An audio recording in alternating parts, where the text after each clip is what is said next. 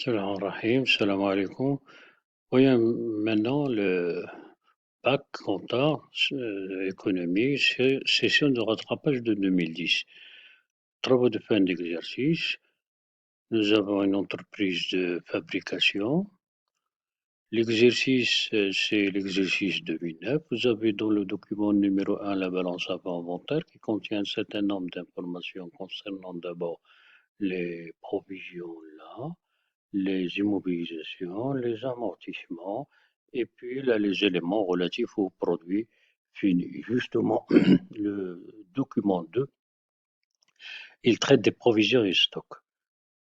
Donc, et la question posée, c'est passer au journal les écritures de régularisation. Donc, il faut combiner d'abord les renseignements qui sont là. Vous avez la provision pour dépréciation dans la balance avant-inventaire. On sait qu'elle exprime les provisions de l'exercice précédent, de 2008. Donc, par conséquent, il faut les solder. Et là, vous avez 150 000 variations de stock de produits finis. Donc, ce compte-là, il exprime le stock initial. Parce que ce compte a été utilisé en début d'exercice pour solder le stock initial. Donc, il a été débité par le crédit de compte de stock. Donc, on en déduit que le stock initial a déjà été soldé. Donc, les écritures qu'on va passer, d'abord, on a dit qu'il faut annuler cette provision. Ensuite, vous avez là le stock de produits finis à la fin de l'exercice. Donc, c'est le stock final qu'il faut constater. Et puis, tout simplement, il y a une provision. Donc, en tout, il y a trois écritures. Maintenant, en ce qui concerne le deuxième élément, c'est les créances et les titres. Donc, on vous demande de calculer le montant de la créance TTC là. Donc là, vous avez d'abord pour Sabir, vous avez les informations. C'est un client tout ancien, là, la même chose. Donc, c'est les mêmes types de calculs. Vous pouvez d'ailleurs vérifier ce montant-là. Donc, 21 000 comme 28 750, il représente, il a 25% du montant hors taxe ici. Il a aussi 35% du montant hors taxe. Donc, vous allez retrouver le montant hors taxe et bien sûr convertir en TTC. Et puis, on vous demande de compléter l'annexe. Donc là, c'est un client douteux qui est toujours douteux. Donc, il faut calculer la provision. Le taux de la provision, c'est 60% du solde hors taxe qui reste. Pour faire, pour le deuxième client, il est recouvrable. Donc, il n'y a plus de provision cette année. Il faut le solder. C'est une créance recouvrable. Pour le dernier, c'est un nouveau client douteux puisqu'il n'avait pas de provision en 2008.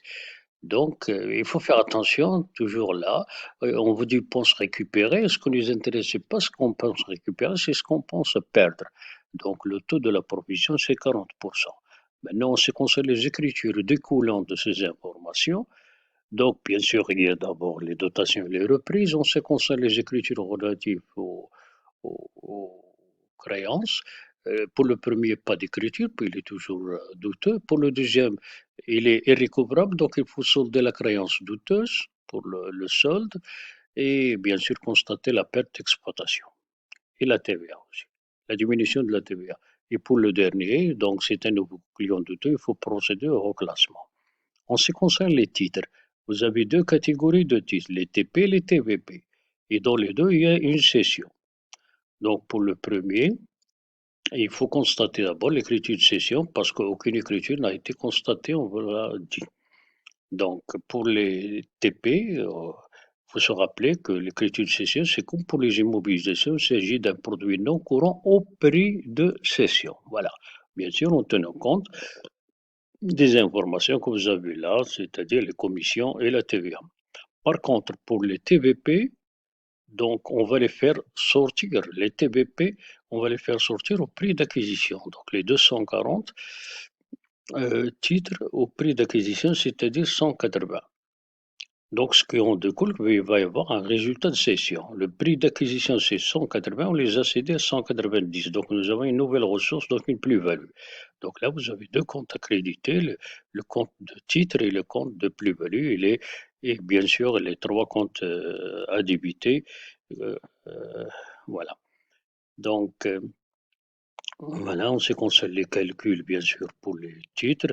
Pour les titres cédés, donc, il faut calculer l'ancienne provision qui est de 5 et puis adapté à 200.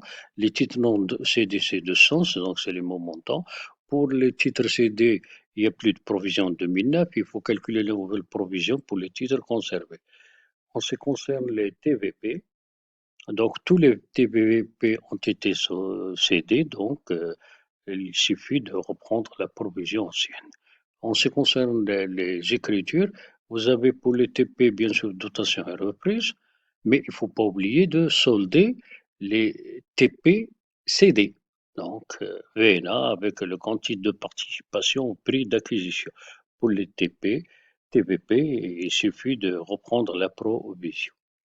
Maintenant, pour les provisions pour risques et charges, la provision politique qui figure dans la balance, elle est là. Provision pour litige dans la balance, elle est là. Donc, on va voir son sort dans la balance inventaire relative à un litige d'exploitation. Donc, on l'a bien précisé qu'il s'agit d'un litige d'exploitation. Donc, c'est le 619 qui oppose l'entreprise et un salarié. L'entreprise a été condamnée en 2009 à verser donc de 12 500. Donc, l'opération a déjà été constatée. Donc, elle est définitive. Donc, il n'y a plus de litige parce que tout simplement le problème est résolu. Dans ce cas, il suffit de solder la provision. Attention, la provision qu'il faut solder, la provision, elle est là. La provision, la balance, elle est là. Voilà. Donc 12 500, c'est ce qui a été effectivement payé. Et ça a été enregistré. Pour le deuxième cas, l'entreprise avait décidé la rénovation de la toiture. Donc le coût estimé est réparti de façon égale sur les trois exercices.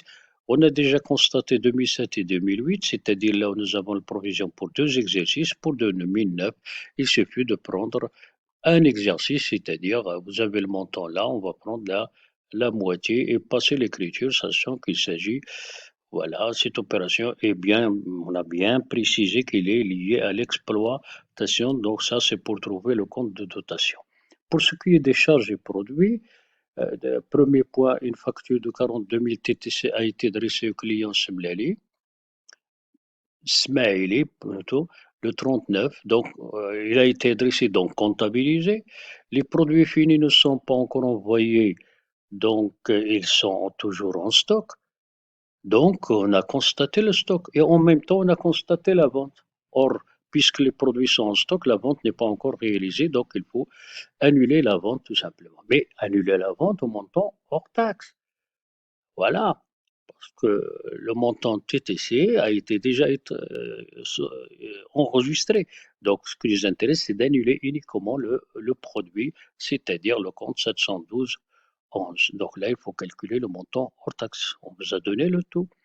Le fournisseur Ali a promis l'entreprise une ristourne de 3%. A promis, donc pour l'entreprise, sur les achats de matières premières. Donc pour elle, il s'agit bien d'une charge en moins. Donc, il y a le compte 612,9 à créditer. Voilà.